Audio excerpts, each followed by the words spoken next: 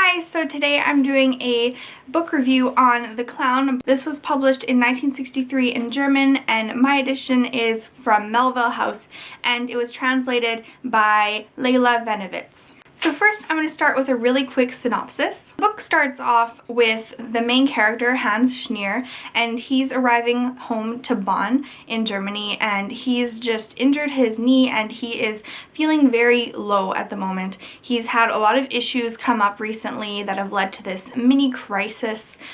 He's not going to be able to work very much anymore because of his injury. He's a clown, and because of his injury, he's going to have to take a break from working because his act is very much revolves around his body, and he needs to use his body in order to do his act.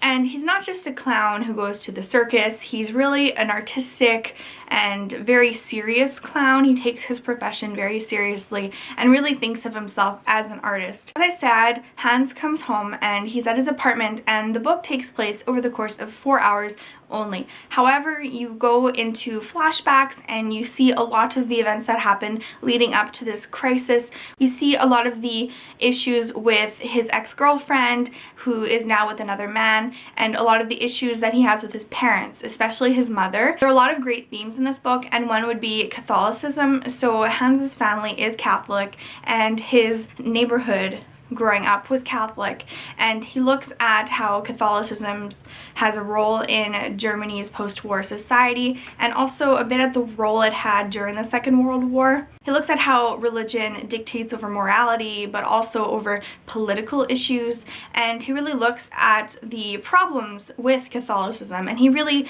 clearly points out the issues he has, especially since his ex-girlfriend was Catholic and was very devout and very involved in Catholic circles. On that, the novels also look at post-war Germany and at the hypocrisies that Hans sees in post-war Germany. So he sees his mother, who was very anti-Semitic, but then suddenly after World War II, she has a complete change of heart that he doesn't really believe in, and he sees her hypocrisy and the hypocrisy of several other people in his community, and he just really doesn't like what he sees, and he points it out, and he points out everyone else's hypocrisies, which, as you could imagine, does not make him a very popular person. Despite this, people don't go out of their way to hurt him or to abuse him, but he does view the outside world in a very negative light.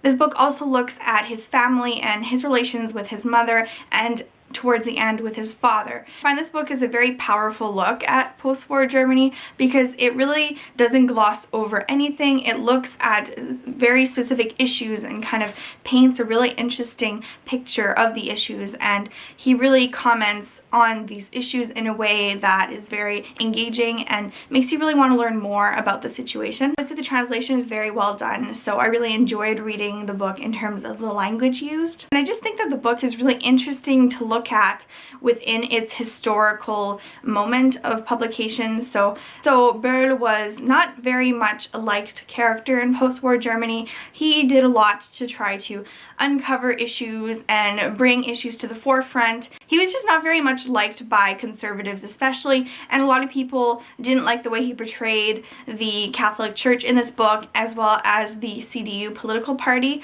But he has a purpose in doing this, and I think it's important to raise issues when you see them instead of just brushing them off. And overall, I really enjoyed reading this book. It made me want to learn more about the author's life. It made me want to read more post-war German novels because it's just a very interesting time period for me.